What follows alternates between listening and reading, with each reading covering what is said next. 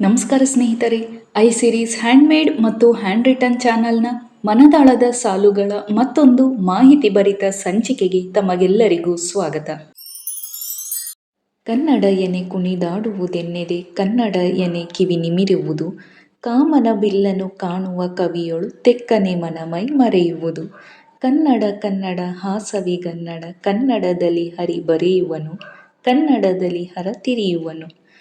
ಕನ್ನಡದಲ್ಲಿಯೇ ಭಿನ್ನಹಗೈದೊಡೆ ಹರಿ ವರಗಳ ಮಳೆ ಕರೆಯುವನು, ಹರ ಮುರಿಯದೆ ತಾಪೊರೆಯುವನು. ಬಾಳುವುದೇತಕ್ಕೆ ನುಡಿಯಲಿ ಜೀವ, ಸಿರಿಗನ್ನಡದಲ್ಲಿ ಕವಿತೆಯ ಹಾಡೆ, ಸಿರಿಗನ್ನಡದೇಳಿಗೆಯನು ನೋಡೆ, ಕನ್ನಡ ತಾಯಿಯ ಸೇವೆಯ ಮಾಡೆ. ನಮ್ಮ ರಾಷ್ಟ್ರಕವಿ ಕುವೆಂಪು ಅವರು ರಚಿಸಿದ ಈ ಪದ್ಯದೊಂದಿಗೆ ಇವತ್ತಿನ ಸಂಚಿಕೆಯನ್ನು ಪ್ರಾರಂಭಿಸೋಣ. ನಮ್ಮ ನಾಡು ನಮ್ಮ ಹೆಮ್ಮೆ ಎಂದು ಹೇಳುತ್ತಾ ನಮ್ಮೆಲ್ಲ ಪ್ರೀತಿಯ ವೀಕ್ಷಕರಿಗೆ ಕರ್ನಾಟಕ ರಾಜ್ಯೋತ್ಸವದ ಹೃದಯಪೂರ್ವಕ ಶುಭಾಶಯಗಳು. ಸ್ನೇಹಿತರೆ, ಈ ಸಂಚಿಕೆ ಸ್ವಲ್ಪ ತಡವಾಗಿದ್ದಕ್ಕೆ ಕ್ಷಮೆ ಇರಲಿ. ಈ ಸಂಚಿಕೆ ವಿಶೇಷವಾಗಿ ಕರ್ನಾಟಕ ರಾಜ್ಯೋತ್ಸವದಾಗಿರುತ್ತದೆ. ಹಾಗಾಗಿ ಈ ಸಂಚಿಕೆಯನ್ನು 2 ಭಾಗಗಳಲ್ಲಿ ನಿಮ್ಮ ಮುಂದೆ ತರ್ತಾ ಇದ್ದೀನಿ. ಮೊದಲನೆಯದಾಗಿ ಸ್ನೇಹಿತರೆ, ಕನ್ನಡ ಅಥವಾ ಕರ್ನಾಟಕ ರಾಜ್ಯೋತ್ಸವವನ್ನು ಆಚರಿಸುತ್ತೇವೆಂದರೆ ಪ್ರತಿಯೊಬ್ಬ ಕನ್ನಡಿಗರು ಆ ದಿನದ ಹಿನ್ನೆಲೆ, ಮಹತ್ವ ಮತ್ತು ಆಚರಣೆಯ ಬಗ್ಗೆ ತಿಳಿದುಕೊಳ್ಳುವುದು ಎಷ್ಟು ಮುಖ್ಯವೋ ಹಾಗೆ ನಮ್ಮ ನುಡಿ ಕನ್ನಡದ ಉಗಮ ಹೇಗಾಯಿತು, ಆ ಭಾಷೆಯ ಬಗ್ಗೆಯೂ ಕೆಲವೊಂದು ಮಾಹಿತಿಯನ್ನು ತಿಳಿದುಕೊಳ್ಳುವುದು ಅಷ್ಟೇ ಅವಶ್ಯಕ. ಹಾಗಾಗಿ ಇವತ್ತಿನ ಸಂಚಿಕೆ ಅಂದರೆ ಭಾಗ 1ರಲ್ಲಿ ಕನ್ನಡದ ಹಿನ್ನೆಲೆ ಏನು, ನಮ್ಮ ಕನ್ನಡ ಭಾಷೆ ಉಗಮವಾದದ್ದು ಹೇಗೆ ಮತ್ತು ಯಾವಾಗ, ಕನ್ನಡ ಭಾಷೆಗಿರುವಂತಹ ಹಿರಿಮೆ ಮತ್ತು ಮಹತ್ವವೇನು ಎಂದು ವಿವರವಾಗಿ ತಿಳಿದುಕೊಳ್ಳೋಣ. ಕನ್ನಡದ ಇತಿಹಾಸವು ಸುಮಾರು 2500 ವರ್ಷಗಳಷ್ಟು ಹಳೆಯದ್ದು ಎಂದು ಪುರಾತನ ಕಾಲದ ಶಾಸನಗಳಲ್ಲಿ ದೊರಕಿರುವ ಉಲ್ಲೇಖಗಳ ಆಧಾರದ ಮೇಲೆ ತಿಳಿದುಬಂದಿದೆ. ಕನ್ನಡವು ತಮಿಳು, ತೆಲುಗು ಮತ್ತು ಮಲಯಾಳಂನೊಂದಿಗೆ ದ್ರಾವಿಡ ಭಾಷಾ ಕುಟುಂಬದ 4 ಮುಖ್ಯ ಸಾಹಿತ್ಯಿಕ ಭಾಷೆಗಳಲ್ಲಿ ಒಂದಾಗಿದೆ. ಕನ್ನಡ ಭಾಷಿಕ ಚರಿತ್ರೆಯನ್ನು ವಿವಿಧ ಶತಮಾನಗಳಲ್ಲಿ ಉಲ್ಲೇಖಿಸಿದ ಆಧಾರದ ಮೇಲೆ ಮೊದಲು ತಿಳಿದುಕೊಳ್ಳೋಣ. ಮೊದಲನೆಯದಾಗಿ ಕ್ರಿಸ್ತಶಕ 3ನೇ ಶತಮಾನದ ಪ್ರಾಕೃತ ಶಾಸನಗಳಲ್ಲಿ ಸ್ಥಳೀಯ ಕನ್ನಡ ಪದಗಳು ಕಂಡುಬಂದವು. ನಂತರ ಕ್ರಿಸ್ತಶಕ 5ನೇ ಶತಮಾನದ ಪ್ರಕಾರ ಕದಂಬರು ಬಳಸಿದ ಲಿಪಿ ಇಂದಿನ ಕನ್ನಡ ಲಿಪಿಯ ಆದಿರೂಪ ಎಂದು ಶಾಸನಶಾಸ್ತ್ರಜ್ಞರು ಹೇಳುತ್ತಾರೆ. ಈ ಶತಮಾನದ ಹಲ್ಮಿಡಿ ಶಾಸನದ ಸಮಯಕ್ಕಾಗಲೇ ಕನ್ನಡವು ಸಾಕಷ್ಟು ಅಭಿವೃದ್ಧಿ ಹೊಂದಿತ್ತು. ಜೊತೆಗೆ ಗಂಗರು ಬಳಸಿದ ಆದಿಗಂಗಾ ಲಿಪಿಯು ಕದಂಬ ಲಿಪಿಯನ್ನು ಹೋಲುತ್ತದೆ. ನಂತರ 9ನೇ ಶತಮಾನದ ರಾಷ್ಟ್ರಕೂಟ ಸಾಮ್ರಾಜ್ಯದ ಕಾಲದಲ್ಲಿ ಹಳಗನ್ನಡದ ಸಾಹಿತ್ಯ ಅತ್ಯಂತ ಹೆಚ್ಚಿನ ರಾಜಾಶ್ರಯ ಪಡೆದಿತ್ತು ಎಂದು ಹೇಳಲಾಗುತ್ತದೆ. ಅದಷ್ಟೇ ಅಲ್ಲದೆ ದೊರೆತ ಕನ್ನಡದ ಮೊದಲ ಪುಸ್ತಕವೆಂದರೆ 9ನೇ ಶತಮಾನದ ಅಮೋಘ ವರ್ಷ ನೃಪತುಂಗನ ಕವಿರಾಜಮಾರ್ಗ ಪುಸ್ತಕ ಹಾಗೂ ಹಿಂದಿನ ಪುಸ್ತಕಗಳಲ್ಲಿ ಉಲ್ಲೇಖವಾಗಿರುವ ಆಧಾರದ ಮೇಲೆ ಕನ್ನಡ ಸಾಹಿತ್ಯವು ಸುಮಾರು ಕ್ರಿಸ್ತಶಕ 6ರಿಂದ 7ನೇ ಶತಮಾನಗಳಲ್ಲಿ ಪ್ರಾರಂಭವಾಗಿರಬಹುದು ಎಂದು ಕೂಡ ಅಂದಾಜಿಸಲಾಗುತ್ತದೆ. ಸ್ನೇಹಿತರೆ, ಇವೆಲ್ಲವನ್ನು ಸೂಕ್ಷ್ಮವಾಗಿ ಗಮನಿಸಿದಾಗ ಕಂಡುಬರುವುದೇನೆಂದರೆ ಆಗಿನ ಕಾಲದಲ್ಲಿಯೇ ಕನ್ನಡವು ವ್ಯಾಪಕವಾಗಿ ಬಳಕೆಯಲ್ಲಿತ್ತು ಎಂದು ಸೂಚಿಸುತ್ತದೆ.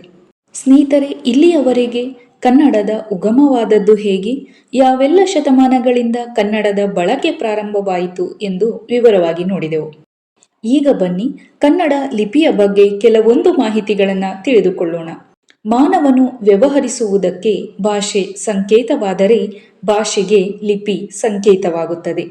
ಕನ್ನಡ ಲಿಪಿಯು ಸುಮಾರು 1500ರಿಂದ 1600 ವರ್ಷಗಳಿಗಿಂತಲೂ ಹಿಂದಿನದು ಎಂದು ಹೇಳಲಾಗುತ್ತದೆ.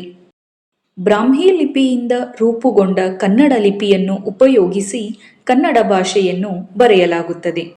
ಜೊತೆಗೆ ದ್ರಾವಿಡ ಭಾಷಾ ತಜ್ಞ ಸ್ಟಾನ್ಫೋರ್ಡ್ ಸ್ಟೀವರ್ ಅವರ ಅಭಿಪ್ರಾಯದಂತೆ ಕನ್ನಡ ಭಾಷಿಕ ಚರಿತ್ರೆಯನ್ನು ಈ ಕೆಳಗಿನ 3 ವಿಧಾನಗಳಲ್ಲಿ ವಿಂಗಡಿಸಬಹುದು. ಅಷ್ಟೇ ಅಲ್ಲದೆ ಕನ್ನಡ ಭಾಷಾ ಪರಿಣಿತರು ಕನ್ನಡ ಸಾಹಿತ್ಯದ ಬೆಳವಣಿಗೆಯನ್ನು ಅಭ್ಯಾಸ ಮಾಡಬಹುದಾದ ಕಾಲಮಾನಗಳನ್ನು ಈ ಕೆಳಗಿನಂತೆ ನಿಷ್ಕರ್ಷಿಸಿದ್ದಾರೆ. ಅವುಗಳೆಂದರೆ ಪೂರ್ವದ ಹಳಗನ್ನಡ, ಹಳೆಗನ್ನಡ, ನಡುಗನ್ನಡ ಮತ್ತು ಹೊಸಗನ್ನಡ. ತೆಲುಗು ಲಿಪಿಗೆ ಕನ್ನಡ ಲಿಪಿಯೊಂದಿಗೆ ನಿಕಟವಾದ ಹೋಲಿಕೆ ಇದ್ದು, ಈ ಎರಡೂ ಲಿಪಿಗಳ ಮೂಲ ಒಂದೇ ಆಗಿದ್ದು ಕದಂಬ ಲಿಪಿಯಿಂದ ರೂಪುಗೊಂಡಂಥವು ಎಂದೂ ಸಹ ಹೇಳಲಾಗುತ್ತದೆ.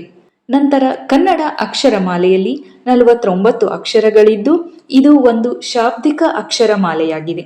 ಕನ್ನಡ ಅಕ್ಷರಮಾಲೆಯಲ್ಲಿ ಬರುವ ಅಕ್ಷರಗಳು ಸರಿಸುಮಾರು ಎಲ್ಲ ಭಾರತೀಯ ಭಾಷೆಗಳಲ್ಲಿ ಕಂಡುಬರುತ್ತವೆ. ಕನ್ನಡ ಲಿಪಿ ಒತ್ತಕ್ಷರ ಹಾಗೂ ಕಾಗುಣಿತೆಗಳ ದೆಸೆಯಿಂದ ಸಾಕಷ್ಟು ಸಂಕೀರ್ಣವಾಗಿದೆ. ಕನ್ನಡ ಬರವಣಿಗೆಯ ಪ್ರತಿ ಚಿಹ್ನೆ ಒಂದು ಶಾಬ್ದಿಕ ಮಾತ್ರೆಯನ್ನು ಪ್ರತಿನಿಧಿಸುತ್ತದೆ. ಜೊತೆಗೆ ವಿನೋಬಾ ಭಾವೆ ಅವರು ಕನ್ನಡ ಲಿಪಿಯನ್ನು ಲಿಪಿಗಳ ರಾಣಿಯೆಂದು ಹೊಗಳಿದ್ದಾರೆ. ಕನ್ನಡದ ಸಾಹಿತ್ಯವನ್ನು ಈ ಮೇಲೆ ತಿಳಿಸಿದ 3 ವಿಧಾನಗಳಲ್ಲಿ ರಚನೆಗೊಂಡ ಸಾಹಿತ್ಯ ಕೃತಿಗಳಾವುವು, ಅದಕ್ಕೆ ಪೂರಕವಾಗುವಂತಹ ಉಲ್ಲೇಖಗಳಾವುವು ಎಂದು ಸ್ವಲ್ಪ ಕಣ್ಣಾಯಿಸೋಣ.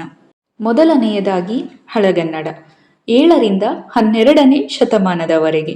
ಮೊದಲನೆಯದಾಗಿ ತ್ರಿಪದಿ ಛಂದಸ್ಸಿನಲ್ಲಿ ರಚನೆಗೊಂಡ ಕನ್ನಡದ ಮೊದಲ ಕವಿತೆ ಕ್ರಿಸ್ತಶಕ 700ರ ಕಪ್ಪೆ ಅರಭಟ್ಟನ ಶಾಸನದಲ್ಲಿ ಕಂಡುಬರುತ್ತದೆ. ಕನ್ನಡದಲ್ಲಿ ರಚನೆಗೊಂಡ ಮೊದಲ ಕೃತಿ ರಾಜ ನೃಪತುಂಗ ಅಮೋಘ ವರ್ಷ ರಚಿಸಿದ ಕವಿರಾಜಮಾರ್ಗ. ಈ ಕೃತಿಯಲ್ಲಿ ರಾಜ ದುರ್ವಿವೇತನ ಬಗ್ಗೆ ಮತ್ತು ಐಹೊಳೆ ಶಾಸನ ಬರೆದ ರವಿಕೀರ್ತಿಯ ಬಗ್ಗೆಯೂ ವಿವರಗಳನ್ನು ನೀಡಲಾಗಿದೆ. ಅಷ್ಟೇ ಅಲ್ಲದೆ ಈ ಕೃತಿಯಲ್ಲಿ ಕನ್ನಡದ ವ್ಯಾಕರಣವನ್ನು ಹಾಗೂ ಕನ್ನಡದ ವಿವಿಧ ಉಪಭಾಷೆಗಳನ್ನು ಒಂದೆಡೆ ಸೇರಿಸುವ ಪ್ರಯತ್ನವನ್ನು ಮಾಡಲಾಗಿದೆ. ನಂತರ ಶಿವಕೋಟಾಚಾರ್ಯರು ರಚಿಸಿದ ಒಡ್ಡಾರಾಧನೆ ಕನ್ನಡದ ಮೊದಲನೇ ಗದ್ಯಕೃತಿ ಎಂದು ಹೆಸರುವಾಸಿಯಾಗಿದೆ. ಈ ಕೃತಿಯಲ್ಲಿ ಶ್ರವಣಬೆಳಗೊಳದ ಭದ್ರಬಾಹುವಿನ ಕುರಿತಾದ ವಿವರಗಳು ಲಭ್ಯವಾಗುತ್ತವೆ. ಪಂಪ ಕವಿಯು ಬರೆದ ಕೃತಿ ವಿಕ್ರಮಾರ್ಜುನ ವಿಜಯಂ ಹಾಗೂ ಇನ್ನಿತರ ಕೃತಿಗಳು ಈ ಸಮಕಾಲದಲ್ಲಿ ಕಂಡುಬಂದಿವೆ. ಎರಡನೆಯದಾಗಿ ನಡುಗನ್ನಡ 12ರಿಂದ 18ನೇ ಶತಮಾನದವರೆಗೆ. ಈ ಕಾಲದ ಅತ್ಯಂತ ಶ್ರೇಷ್ಠನೆನಿಸಿಕೊಂಡ ಕವಿ ಕುಮಾರವ್ಯಾಸರು ಬರೆದ ಕರ್ನಾಟ ಭಾರತ ಕಥಾಮಂಜರಿ ಕೃತಿ ವಿಶ್ವವಿಖ್ಯಾತವಾಗಿದೆ. ಈ ಕೃತಿಯು ಮಹಾಭಾರತವನ್ನು ಆಧರಿಸಿದ ಕೃತಿ. ಭಾಮಿನಿ ಷಟ್ಪದಿ ಛಂದಸ್ಸಿನ ಪದ್ಯಗಳನ್ನೊಳಗೊಂಡಿದೆ.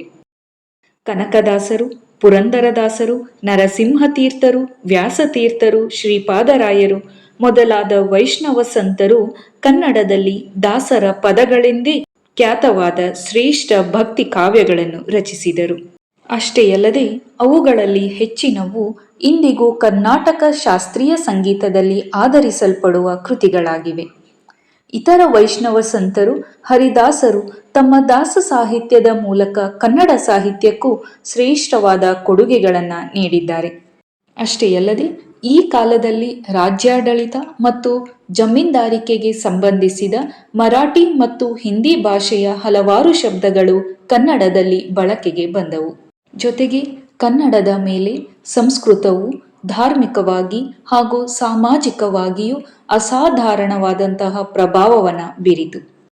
ಕೊನೆಯದಾಗಿ ಹೊಸಗನ್ನಡ 18ನೇ ಶತಮಾನದ ಆದಿಯಿಂದ ಈಚೆಗೆ. ಬರಹಗಾರರಲ್ಲಿ ಅತ್ಯಂತ ಪ್ರಮುಖರಾದ ಮುದ್ದಣ್ಣ ಎಂಬ ಕಾವ್ಯನಾಮದೊಂದಿಗೆ ಪ್ರಸಿದ್ಧರಾದ ಲಕ್ಷ್ಮೀನಾರಾಯಣಪ್ಪ ಅವರ ಕಾವ್ಯ ಕನ್ನಡದಲ್ಲಿ ಹೊಸದೊಂದು ಪರಂಪರೆಗೆ ನಾಂದಿಯಾಗಿತ್ತು. ಭಾಷಾವಿದ್ಗರು ಗುಲ್ವಾಡಿ ವೆಂಕಟರಾಯರು ಬರೆದ ಇಂದಿರಾಬಾಯಿ ಅಥವಾ ಸದ್ಧರ್ಮ ವಿಜಯವು ಎಂಬ ಕೃತಿಯನ್ನು ಹೊಸಗನ್ನಡದ ಮೊದಲ ಕೃತಿಯೆಂದು ಗುರುತಿಸಲಾಗುತ್ತದೆ. 20ನೇ ಶತಮಾನದ ಸಾಹಿತ್ಯ ಹಲವು ಬಗೆಯ ಚಳುವಳಿಗಳಿಂದ ಪ್ರಭಾವಗೊಂಡಿತ್ತು. ಅವುಗಳಲ್ಲಿ ಪ್ರಮುಖವಾದವು ನವೋದಯ, ನವ್ಯ, ನವ್ಯೋತ್ತರ, ದಲಿತ, ಬಂಡಾಯ ಮುಂತಾದವು. ಕನ್ನಡದ ಪ್ರಸಿದ್ಧರು, ಶ್ರೇಷ್ಠರೂ ಆದ ಕವಿಗಳು, ಸಾಹಿತಿಗಳು ಬಾಳಿ ಬದುಕಿದ್ದ ಕಾಲಘಟ್ಟದಲ್ಲಿ ಕನ್ನಡ ಸಾಹಿತ್ಯಕ್ಕೆ ಒಟ್ಟು 8 ಜ್ಞಾನಪೀಠ ಪುರಸ್ಕಾರಗಳು ದೊರಕಿವೆ.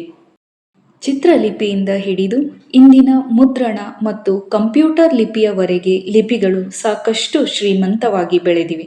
ಕಳೆದ 20ನೇ ಶತಮಾನದಲ್ಲಿ ಕನ್ನಡ ಭಾಷೆಯ ಅಭಿವೃದ್ಧಿ ಬಹಳ ವ್ಯಾಪಕವಾಗಿ ನಡೆಯಿತು. ಕನ್ನಡ ಭಾಷೆಯು ಅಭಿಜಾತ ಭಾಷೆ ಎಂಬ ಸ್ಥಾನಮಾನವನ್ನು ಕೇಂದ್ರ ಸರ್ಕಾರದಿಂದ ಮಾನ್ಯತೆ ಪಡೆದಿದೆ. ಅಂತರ್ಜಾಲದಲ್ಲಿ ಕನ್ನಡ ಭಾಷೆಯ ಬಳಕೆ ಯಥೇಚ್ಛವಾಗಿದೆ ಮತ್ತು ವಾಣಿಜ್ಯ ಕ್ಷೇತ್ರದಲ್ಲಿಯೂ ಮುಂಚೂಣಿಯ ಭಾಷೆಯಾಗಿ ಬೆಳೆಯತೊಡಗಿದೆ. ನಮ್ಮ ಕನ್ನಡ ಭಾಷೆಯು ಕರ್ನಾಟಕ ರಾಜ್ಯದ ಆಡಳಿತ ಭಾಷೆಯಾಗಿದ್ದು ಜಗತ್ತಿನಲ್ಲಿ ಅತ್ಯಂತ ಹೆಚ್ಚು ಮಂದಿ ಮಾತನಾಡುವ ಭಾಷೆ ಎಂಬ ನೆಲೆಯಲ್ಲಿ 29ನೆಯ ಸ್ಥಾನ ಕನ್ನಡಕ್ಕಿದೆ. ಜೊತೆಗೆ ಕನ್ನಡ ಭಾಷೆಯನ್ನು ಅದರ ವಿವಿಧ ರೂಪಗಳಲ್ಲಿ ಸುಮಾರು 45 ದಶಲಕ್ಷ ಜನರು ಆಡುನುಡಿಯಾಗಿ ಬಳಸುತ್ತಿದ್ದಾರೆ. 2011ರ ಜನಗಣತಿಯ ಪ್ರಕಾರ ಜಗತ್ತಿನಲ್ಲಿ ಸುಮಾರು 6.4 ಕೋಟಿಗಿಂತ ಹೆಚ್ಚು ಜನರು ಕನ್ನಡ ಮಾತನಾಡುತ್ತಾರೆ ಎಂದು ತಿಳಿದು ಬಂದಿದೆ.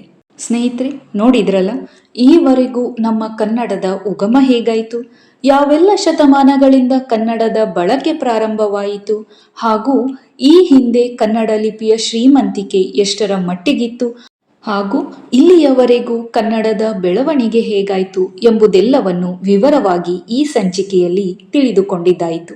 ಸ್ನೇಹಿತರೆ, ಈ ಮೊದಲೇ ಹೇಳಿದ ಹಾಗೆ ಈ ಸಂಚಿಕೆ 2 ಭಾಗಗಳಲ್ಲಿ ಮೂಡಿಬರಲಿದೆ ಎಂದು. ಮುಂದಿನ ಭಾಗ 2ರಲ್ಲಿ ಕರ್ನಾಟಕ ರಾಜ್ಯೋತ್ಸವದ ಹಿನ್ನೆಲೆ ಏನು, ಅದಕ್ಕಾಗಿ ನಡೆದ ಚಳುವಳಿಗಳೇನು, ಹಾಗೂ ಆ ದಿನದ ಆಚರಣೆ ಹೇಗೆ, ಕನ್ನಡ ನಾಡು ನುಡಿಯನ್ನುದ್ದೇಶಿಸಿ ಹಮ್ಮಿಕೊಳ್ಳುವಂತಹ ಕಾರ್ಯಕ್ರಮಗಳೇನು ಎಂಬೆಲ್ಲ ವಿಷಯಗಳನ್ನು ಕುರಿತು ಮತ್ತಷ್ಟು ವಿವರವಾಗಿ ಮುಂದಿನ ಭಾಗ 2ರ ಸಂಚಿಕೆಯಲ್ಲಿ ನೋಡಬಹುದು. ಮತ್ತೆ ಭೇಟಿಯಾಗೋಣ ಮುಂದುವರೆದ ಸಂಚಿಕೆಯಲ್ಲಿ. ಇನ್ನು ಯಾರೆಲ್ಲ ಚಾನೆಲ್ಗೆ ಸಬ್ಸ್ಕ್ರೈಬ್ ಆಗದೆ ನೋಡ್ತಿದ್ದೀರಾ, ಮೊದಲು ಚಾನೆಲ್ಗೆ ಸಬ್ಸ್ಕ್ರೈಬ್ ಆಗಿ ಬೆಲ್ ಐಕನ್ನ ಪ್ರೆಸ್ ಮಾಡೋದನ್ನು ಮರಿಬೇಡಿ. ಇದರಿಂದ ನಮ್ಮ ಚಾನೆಲ್ನಲ್ಲಿ ಅಪ್ಲೋಡ್ ಆಗೋ ಎಲ್ಲ ವಿಡಿಯೋಗಳ ನೋಟಿಫಿಕೇಶನ್ ನಿಮಗೆ ಬಂದು ತಲುಪ್ತವೆ. ಇದೇ ರೀತಿಯಾದಂತಹ ಸಾಕಷ್ಟು ಮಾಹಿತಿ ಭರಿತ ಸಂಚಿಕೆಗಳನ್ನು ನಿಮ್ಮ ಮುಂದೆ ತರೋದಕ್ಕೆ ಇಷ್ಟಪಡ್ತೇನೆ. ನಿಮ್ಮ ಪ್ರೋತ್ಸಾಹ ಸದಾ ನಮ್ಮೊಂದಿಗಿರಲಿ. ಧನ್ಯವಾದಗಳು. ಶುಭ ದಿನ.